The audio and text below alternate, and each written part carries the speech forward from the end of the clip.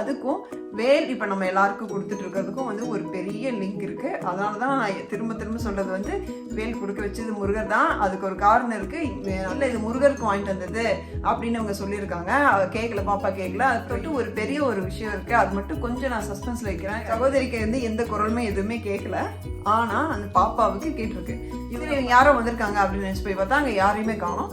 திரும்பியும் வந்து அம்மா அம்மா அப்படின்னு குரல் கேட்குது. எங்க நினைத்தால் எதுவும் நடக்கும், இது சாத்தியமே. இதுல வந்து ஆச்சரியப்படுறதுக்கு ஒண்ணுமே இல்லைங்க. ஏன்னா அப்ப 3ஆவது தடவை இவங்களோட பிரச்சனையை நினைச்சு ரொம்ப உருகி போய் முட்டி போட்டுட்டு வேல்மாறன் ரூம்ல இருந்து என்னோட சின்ன பையன் எங்கிட்ட வந்து அம்மா நான் இங்கதான் இருக்கேன் அப்படின்னு வந்து சொல்லியிருக்கான்.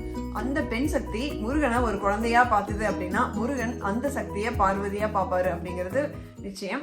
முருகா சரணம். நாவில் சரஸ்வதி நற்றுணையாக காக்க காக்க கனகவேல் காக்க. எல்லோருக்கும் வணக்கம். நான் அனிதா பேசுகிறேன், யூகேல இருந்து. எல்லாரும் எப்படி இருக்கீங்க? நான் பெட்டர் ஆகிட்டே வரேன். எல்லாரும் எனக்காக ப்ரே பண்ணிக்கிட்டதுக்கு ரொம்ப ரொம்ப தேங்க்ஸ். ரொம்ப எல்லாருக்கிட்டேருந்து என்கொயரி வந்துட்டே இருந்தது, அக்கா என்னாச்சு அப்படின்னு சொல்லிட்டு. ரொம்ப தேங்க்ஸுங்க. ஓகே, இப்போ நம்ம ஸ்ட்ரெயிட்டாக வீடியோக்குள்ளே போகலாம். ஒரு ஊரில் ரொம்ப நாளாக மழையே பெய்யாமல் இருக்குது. அங்கே இருக்கிற மக்கள்லாம் வந்து தண்ணி தட்டுப்பாடு கொஞ்சம் கொஞ்சமாக அதிகமாகிட்டே இருக்குது. அந்த ஊரில் ஒரே ஒரு கிணறு தான் இருக்குது. அங்கே இருக்க தண்ணி வற்றிட்டே இருக்குது. இப்படியே ரொம்ப வருஷம் போகுது. வருஷத்துக்கு ஒரு தடவை 2 தடவை தான் மழை பெய்யுது. அந்த தண்ணி வற்றிட்டே இருக்குது. பிரச்சனை அதிகமாகிடுச்சு. ரொம்ப ரொம்ப கஷ்டப்படுறாங்க. ஆனால் அந்த ஊர் மக்களுக்கு நல்லா தெரியும், அந்த ஊரோட ஒதுக்குப்புறத்தில் ஒரு குளம் இருக்குது, பெரிய குளம் இருக்குது. அது நிறைய எப்பயுமே தண்ணி இருக்குது அப்படிங்கிறது அவங்களுக்கு நல்லா தெரியும். ஆனால் அது கொஞ்சம் தூரம் கஷ்டப்பட்டு எடுத்துகிட்டு வரணும். அதனால என்ன பண்ணுறாங்க, சில பேர் வந்து இருக்கிற தண்ணியே வச்சு அட்ஜஸ்ட் பண்ணிக்கிறாங்க. சில பேர் வந்து போய் கொஞ்சமாக ஒரு டம்ளர் எடுத்துகிட்டு வராங்க. சில பேர் வந்து கொஞ்சமாக ஒரு குண்டான் எடுத்துகிட்டு வராங்க. சில பேர் குடங்குடமாக எடுத்துகிட்டு வந்து தாராளமாக யூஸ் பண்ணுறாங்க. எதுக்கு இந்த கதை அப்படின்னு கேட்குறீங்களா? என்னன்னா, அந்த குளம் வேறு எதுவும் இல்லைங்க, நம்ம கிட்ட நம்ம சுற்றியும் நிறைஞ்சு இருக்கிற இறை சக்தி தான் அந்த குளம். அந்த குளம் எப்பயும் வந்து வற்றாமல் ஃபுல்லாக தண்ணி நிறைஞ்சு தான் இருக்கும். நம்ம அந்த குளத்துலேருந்து டம்ளரில் தண்ணி எடுத்துகிட்டு வரோமா, இல்லை குடத்துல எடுத்துகிட்டு வந்து நம்ம யூஸ் பண்ணுறோமா, அதுக்கு எவ்வளோ தூரம் கஷ்டப்பட்டு நடந்து போய் எடுத்துகிட்டு வரோம் அப்படிங்கிறது நம்ம கையில் தான் இருக்குது. இப்போ இந்த சம்பவங்கள் நான் வந்து சொல்கிறேன். இதுக்கப்புறம் வந்து உங்களுக்கே புரியும் இது எந்த அளவுக்கு வந்து முருகர் ஒரு பக்தனுக்கு அவரை வந்து எப்படி வெளிக்காட்டுவார் அப்படிங்கிறதுக்கு இது ஒரு மிகப்பெரிய உதாரணம். நமக்கு தெரிஞ்சு பார்த்தீங்கன்னா அருணகிரிநாதருக்கு நேரடியாகவே முருகர் வந்திருக்காரு, காட்சி கொடுத்துருக்காரு, நிறைய விஷயங்கள் பண்ணியிருக்காரு. அவர் குதிக்கும் போது காப்பாற்றிருக்காரு. இது எல்லாமே நமக்கு தெரியும். ஆனால் நமக்கு எல்லாம் அது நடக்குமா அப்படின்னா இல்லை. நம்ம அருணகிரிநாதர் கிடையாது. ஏதோ நம்ம வந்து குட்டி குட்டியாக நம்ம லெவலில் வந்து முடிஞ்ச அளவுக்கு ட்ரை பண்ணுறோம். ஆனால் இந்த சம்பவங்கள் உங்களுக்கு மிகப்பெரிய ஹோப் கொடுக்கும். இந்த மாதிரி விஷயங்கள் மேபி நிறைய பக்கம் நடக்கலாம், நமக்கு வராமல் போகும். இப்போ யூடியூப் இருக்கிற இந்த புண்ணியத்தினால வந்து சிலதெல்லாம் வந்து நம்மளால ஷேர் பண்ண முடியுது, சில பேர்கிட்ட இருந்து நமக்கும் கேட்க முடியுது. நம்ம சேனல் வழியாக எனக்கு அறிமுகமான இந்த சகோதரி, இவங்க வந்து முருகர் மேலே தீவிர பாசம் உடையவர். அது நீங்கள் தீவிர பக்தி கேள்விப்பட்டிருக்கிறேன். பாசம் அப்படிங்கிறீங்கன்னா நிஜமாவே இவங்க முருகனை வந்துட்டு என் புள்ள அப்படின்னு தான் சொல்லுவாங்க. அவங்க வந்து அவ்வளோ பாசம் வச்சுருக்காங்க. அவங்க குழந்தைகளையும் வந்து அதே மாதிரி வளர்த்திட்டு வராங்க அப்படின்னு சொல்லணும். ரொம்ப ஒரு ஆச்சரியப்படுற மாதிரி நிறைய மிராக்கள் இவங்களோட லைஃப்பில் நடந்திருக்கு. அதில் வந்து இந்த பர்டிகுலர் மிராக்கள் மட்டும் நான் இன்னைக்கு வந்து சொல்கிறேன். என்னன்னா, இவங்க வந்து ஒரு 7-8 மாதம் முன்னாடி ஒரு மிராக்கள் மாதிரியே நடந்து திருச்செந்தூர் போயிட்டு வந்திருக்காங்க. போயிட்டு வந்து வீட்டில் அதுக்கு அடுத்த நாள் பார்த்தீங்கன்னா சகோதரிக்கு வந்து ஒரு பையன், 10 வயசுல பையன், 3 வயசுல ஒரு பாப்பா இருக்காங்க, குட்டி பாப்பா. இவங்க என்ன பண்ணியிருக்காங்க, இவங்க பாப்பா வந்து அம்மா வீட்டில் விட்டுருக்காங்க. இவங்களுக்கு கொஞ்சம் வந்து ஒர்க்லோடு கம்மி பண்ணணும் அப்படிங்கிறதுக்காக. ஸோ குட்டி பையன் மட்டும் இருந்திருக்கான். அவன் வந்து அன்னைக்கு பெட்ரூமில் உட்காந்து அவன் வந்து ஹோம்ஒர்க் பண்ணிட்டு இருந்திருக்கான். ஹோம்ஒர்க் பண்ணிட்டு இருக்கும்போது சகோதரி வந்து கிச்சனில் வந்து ஏதோ சில வேலை பண்ணிட்டு இருந்திருக்காங்க. ஏதோ லஞ்ச் பேக் பண்ணுறது, அந்த மாதிரி சில வேலைகள் பண்ணிட்டு இருந்திருக்காங்க. அப்போது அவங்களுக்கு டோர்லேருந்து ஒரு சின்ன ஹைட்டு கம்மியாக இருக்கிற பையன் வந்து உள்ளே வர்ற மாதிரி இருந்திருக்கு. வரும்போது அம்மா அப்படின்னு சொல்லிட்டு கூப்பிட்டு வர மாதிரி இருந்திருக்கு. இவங்களுக்கு ஒன்றுமே புரியல. போய் பார்த்துருக்காங்க. இல்லை, அந்த வாய்ஸ் வந்து கீழே கேட்டிருக்கு. ஷார்ட்டாக ஒரு குழந்தை இருந்தால் எப்படி இருக்கும் அந்த மாதிரி கேட்டிருக்கு. அதை விட என்னென்னா, அந்த குழந்தையோட வாய்ஸு அவங்களோட இந்த 10 வயசு பையன் 3-4 வயசுல இருந்த போது என்ன வாய்ஸோ அந்த வாய்ஸ்ல வந்து அம்மான்னு கூப்பிட்டுருக்கான். என்னாச்சு, இவங்க வந்து போய் கேட்டிருக்காங்க. குட்டி பையன் பேர் சாய். ஆக்சுவலி சாய் நீ என்ன அம்மான்னு கூப்பிட்டியானோன்னு இல்லைம்மா அப்படின்னா அந்த வாய்ஸும் மெச்சூர்டாக இருந்திருக்கு. 10 இயர்ஸ் ஓல்ட் அளவுக்கு இருந்திருக்கு. ஆனால் இவங்க கேட்டது இவங்க பையன் குரல் தான். ஆனால் 3 வயசு 4 வயசு குழந்தையோட குரல். அதே மாதிரி அந்த சவுண்ட் வந்து இந்த ஹைட்டு கம்மியாக ஒரு குழந்தை எப்படி இருக்குமோ அங்கேருந்து வர மாதிரி கேட்டிருக்கு. இவங்களுக்கு ஒன்றுமே புரியல. அதுக்கப்புறம் அவங்க ஹஸ்பண்ட் கிட்ட வந்து சொல்லியிருக்காங்க. அப்போ வந்து அவர் சொல்லியிருக்காரு, இல்லை முருகன் தான், முருகன் நீ வந்து எப்போவுமே குழந்தையாக தானே பார்க்குற, அதனால வந்து உனக்கு அந்த மாதிரி தெரிஞ்சிருக்கும் அப்படின்னு சொல்கிறாங்க. அதில் இந்த சகோதரி வந்து முருகனை ஒரு 3வது குழந்தையா நினச்சி தான் பாவிச்சு இப்போ வரைக்கும் அதே மாதிரி தான் இருக்காங்க. அவங்க என்கிட்ட சொல்லும் போதே என் புள்ள அப்படின்னு தான் சொல்லுவாங்க. இதில் என்ன விசேஷம்னா, அவங்க டிசம்பர் மாதம் நடந்த அந்த இன்சிடெண்ட்டை 6-7 மாதம் கழிச்சு எங்கிட்ட ஜூன் மாதம் வந்து ஷேர் பண்ணுறாங்க. அதுக்கு பின்னாடியும் ஒரு காரணம் இருக்குது. அது வந்து அவங்கள எனக்கு சொல்ல வச்சது முருகர் தான்.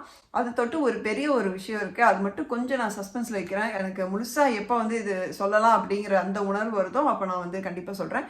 அதுக்கும் வேல் இப்போ நம்ம எல்லாருக்கும் கொடுத்துட்டு இருக்கிறதுக்கும் வந்து ஒரு பெரிய லிங்க் இருக்குது. அதனால தான் நான் திரும்ப திரும்ப சொல்கிறது வந்து வேல் கொடுக்க வச்சது முருகர் தான். அதுக்கு ஒரு காரணம் இருக்குது. வேல் கொடுக்கறதும் தொட்டு நடக்கிற எல்லா சம்பவங்களுமே பார்த்தீங்கன்னா ஒரு பெரிய மிராக்கள் தான். அது மாதக்கணக்கில் போகுது அப்படிங்கிறது அது உண்மையாகவே எனக்கு எப்போ வந்து அந்த ஃபுல்லாக இது சொல்லியே ஆகணுங்கிற இது தோணுதோ அப்போ கண்டிப்பாக உங்களுக்கு எல்லாம் சொல்கிறேன். இப்போ திருப்பியும் சகோதரி விஷயத்துக்கு போகலாம். என்னன்னா, இவங்க வந்து இப்போ ரீசெண்டாக ஒரு கிண்ணி வாங்கிட்டு வந்திருக்காங்க. முருகனுக்கு வந்து இது நைவேத்தியம் வைக்கிறதுக்காக ஒரு கிண்ணி வாங்கிட்டு வந்திருக்காங்க. ஆனால் நம்ம குட்டி பாப்பா இருக்காங்க இல்லையா, 3 வயசு பாப்பா, அவள் வந்து இல்லை எனக்கு இது எனக்கு தான் வேணும் அப்படின்னு சொல்லிட்டு ஒரே ஆடம். இல்லை இது முருகருக்கு வாங்கிட்டு வந்தது அப்படின்னு இவங்க சொல்லியிருக்காங்க. கேட்கல, பாப்பா கேட்கல. அப்புறம் இவங்களுக்கு ஒரு மாதிரி ஆயிடுச்சு. முருகர்கிட்ட வேண்டியிருக்காங்க. பாப்பா ரொம்ப அடம் பிடிக்கிறா, இந்த கிண்ணி நான் அவள்கிட்ட கொடுத்துட்றேன், நீ தப்பா நினச்சிக்காத அப்படின்னு சொல்லியிருக்காங்க. சொல்லிட்டு இவங்க வந்து திரும்பி பாப்பா கொடுக்கலாம் அப்படின்னு சொல்லி திரும்பி இந்த சரி நீயே வச்சுக்கோ அப்படின்னு சொல்லும்போது அவள் சொல்லியிருக்கா, இல்லை இப்போதான் ஐயா வந்து என்னை இது நீயே வச்சுக்கோன்னு என்கிட்ட சொன்னாரு அப்படின்னு சொல்லியிருக்கா. இது வந்து சகோதரிக்கு வந்து எந்த குரலுமே எதுவுமே கேட்கல. ஆனால் அந்த பாப்பாவுக்கு கேட்டிருக்கு. இவங்க ஃபர்தராக கேட்குறாங்க, என்ன கேட்ட என்ன அப்படின்னு சொல்லி அவங்க கேட்குறாங்க. அவள் வந்து அதுக்கு மேலே பதில் சொல்லலை. அஃப்கோர்ஸ் அது வந்து என்னென்னா அது சொல்கிற மாதிரி விஷயமா தான் இவங்களுக்கு அந்த இது கேட்டிருக்கோம். இப்போ இதோட நிற்கலைங்க. அடுத்த சம்பவம். ஓகே, இந்த சகோதரி வந்து சேனல் மூலமாக நமக்கு அறிமுகமானவங்க தான். இவங்க வேல்மாறல் பூஜை பண்ணும்போது 44வது நாள் அவங்களுக்கு ஒரு விஷயம் நடந்திருக்கு. அவங்க வந்து ஜென்ரலி ஃபாஸ்டிங் இருப்பாங்க. அவங்களுக்கு கொஞ்சம் பெரிய பிரச்சனைலாம் இருக்குது. அதனால் வந்து அவங்க ஃபாஸ்டிங் இருந்து காலையில் சாப்பிடாம ஃபாஸ்டிங் இருந்து 48 நாள் பூஜை அவங்க ஆக்சுவலி பண்ணாங்க. அப்போ வந்து என்னென்னா, ஒரு நாள் என்ன பண்ணியிருக்காங்க, இவங்க மத்தியானமாக ஆக்சுவலாக வந்து தண்ணி வைப்பாங்க. முருகனுக்கு வந்து தண்ணியில் கொஞ்சம் மஞ்சள், சுக்கு, ஏலமெல்லாம் கலந்த பொடி போட்டு வாசனையாக அவங்களுக்கு தண்ணி வைக்கிற பழக்கம் இருக்குது. அந்த தண்ணி வைக்கிறது வந்து இவங்க வைப்பாங்க, இல்லைன்னா அவங்க அம்மா வைப்பாங்க. அந்த மாதிரி பண்ணியிருக்காங்க.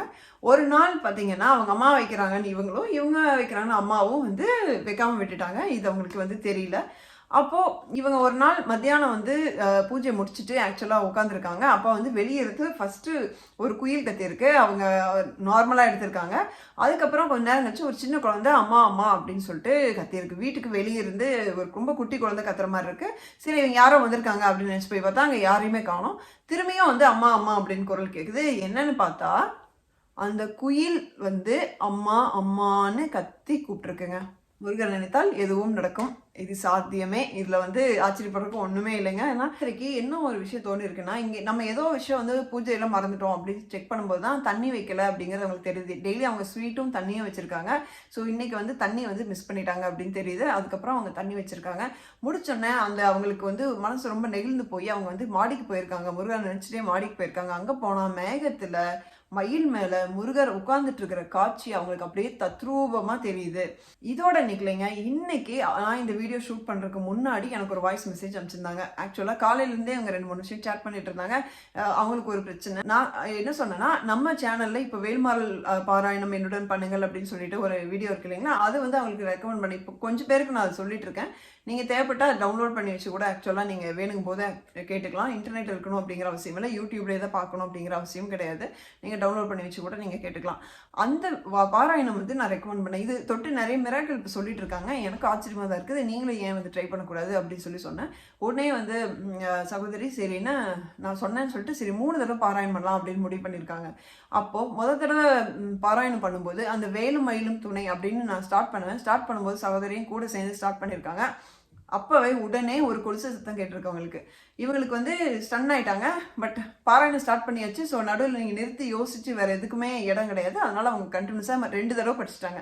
அப்போ 3ஆவது தடவை இவங்களோட பிரச்சனையை நினச்சி ரொம்ப உருகி போய் முட்டி போட்டுட்டு வேல்மாறல் பாராயணம் பண்ணி முடிக்கும் போது சமயத்தில் அம்மா அம்மான்னு சொல்லிட்டு பின்னாடியும் சைடில் இருந்து வந்து குரல் கேட்டிருக்குங்க. இவங்களுக்கு என்ன பண்ணுறதுன்னு தெரியல. இவங்க ரொம்ப வந்து எமோஷனல் ஆகிட்டு எனக்கு வந்து வாய்ஸ் மெசேஜ் கொடுத்துருந்தாங்க. எனக்கும் ரொம்ப ஆச்சரியமா இருந்தது. ஏன்னா இது அவங்களுக்கு செகண்ட் தடவை இது நடக்குது. அதே மாதிரி எனக்கு கமெண்ட்ல ஒருத்தங்க வந்து சொல்லியிருந்தாங்க. என்னன்னா, நான் வேல்மாறல் பாராயணம் பண்ணி முடிச்சுட்டு வேலும் மயிலும் துணை அப்படின்னு சொல்லி சாமிகிட்ட வேண்டும் போது வேற ரூம்ல இருந்து என்னோட சின்ன பையன் எங்கிட்ட வந்து அம்மா நான் இங்கே தான் இருக்கேன் அப்படின்னு வந்து சொல்லியிருக்கான். இது எனக்கு கமெண்ட்ல போட்டிருந்தாங்க. சிஸ்டர்கிட்ட வந்து வாட்ஸ்அப்பில் இன்னும் எனக்கு வந்து காண்டாக்ட் பண்ண முடியல. ஆனால் அவங்க ஓப்பனாக போட்டதுனால உங்களுக்கு நான் வந்து ஷேர் பண்ணுறேன். ஆனால் இது நடந்ததெல்லாம் நம்மள மாதிரியே சாதாரண மற்ற லேடிஸ்க்கு தான் இதெல்லாம் நடந்திருக்கு. அப்படிங்கும்போது எனக்கு என்ன ஒரு விஷயம் தோணுதுன்னா, இதை நம்ம கொஞ்சம் நிதானமாக யோசிச்சு பார்த்தோம் அப்படின்னா, முருகனை வந்து நம்ம அப்பாவாவோ அண்ணனாவோ குழந்தையாவோ எப்படி வேணால் ஏற்றுக்கலாம். அப்போ நம்ம எந்த விதத்துல முருகரை வந்து ஏத்துக்கிறோமோ அது முருகனும் மனசார அதே உறவு வச்சுதான் நம்மளே ஏத்துக்கிறாரு. நீங்க குழந்தையா நினைச்சீங்கன்னா முருகன் உங்களை அம்மாவா நினைக்கிறாரு. நீங்க அண்ணனா நினைச்சீங்கன்னா உங்களை ஒரு தங்கச்சி தம்பியா பாப்பாரு. நீங்க வந்து ஒரு அப்பாவா பாத்தீங்கன்னா கண்டிப்பா உங்க குழந்தையா அவர் பாப்பாரு. இதுல வந்து சந்தேகமே கிடையாது. ஆனா நீங்க எந்த அளவுக்கு நம்பி அதை ஏத்துக்கிறீங்க அப்படிங்கறத பொறுத்துதான், நீங்க எந்த அளவுக்கு அவங்க மேல பாசம் வைக்கிறீங்க அப்படிங்கறத பொறுத்துதான். ஸோ அதாவது என்ன, முருக பக்தி அப்படிங்கிறது ஒரு நிறைஞ்சு இருக்கிற குளத்துல வந்து இருக்கிற ஒரு தண்ணி மாதிரி தான். அது வந்து நமக்கு எவ்வளோ வேணுமோ அவ்வளோ எடுத்துட்டு வந்துக்கிறது நம்ம கையில தான் இருக்குங்க. இதுக்காக தான் அந்த கதை நான் வந்து உங்களுக்கு சொன்னேன். இது மாதிரி இன்னொரு விஷயம் வந்து நம்ம கவனிக்கணும். முருகனுக்கு வந்து அந்த பாலகுமாரனா இருக்கிறதுக்கு ரொம்ப பிடிச்சிருக்குங்க. நம்ம கிட்ட வந்து குழந்தையின் வடிவமா இருக்கிறது தான் அவருக்கு வந்து ரொம்ப ரொம்ப பிடிச்சிருக்கு. முருகனுக்கு குழந்தையா இருக்கிறது வந்து ரொம்ப பிடிச்சிருக்கு அப்படிங்கிறது ஒரு விஷயம் இங்கே நம்ம நோட் பண்ணணும். அதே மாதிரி எல்லா பெண்களுக்குள்ளேயும் ஒரு சக்தி இருக்கு. அந்த சக்தியின் அளவு வந்து கொஞ்சம் கொஞ்சம் மாறும். அந்த பெண் சக்தி முருகனை ஒரு குழந்தையா பார்த்தது அப்படின்னா முருகன் அந்த சக்தியை பார்வதியா பார்ப்பாரு அப்படிங்கிறது நிச்சயம். இந்த பதிவு உங்களுக்கு ரொம்ப பிடிச்சிருக்கும் அப்படின்னு நினைக்கிறேன். கண்டிப்பாக ஒரு லைக் போட்டுங்க. சப்ஸ்கிரைப் பண்ணாதவங்க சப்ஸ்கிரைப் பண்ணிக்கோங்க மறக்காம. இதே மாதிரி நிறைய நல்ல பதிவுகள், உங்கள் வாழ்க்கையை மாற்ற போதும் பதிவுகள் ரியல் சாய் மிராக்கிள்ஸ் சேனலில் வந்துட்டே இருக்க போகுது. அதனால எல்லாரும் தவறாமல் மிஸ் பண்ணாமல் வீடியோஸை பார்த்துருங்க. அடுத்த வீடியோவில் மீட் பண்ணுற வரைக்கும் முருகா சரணம்.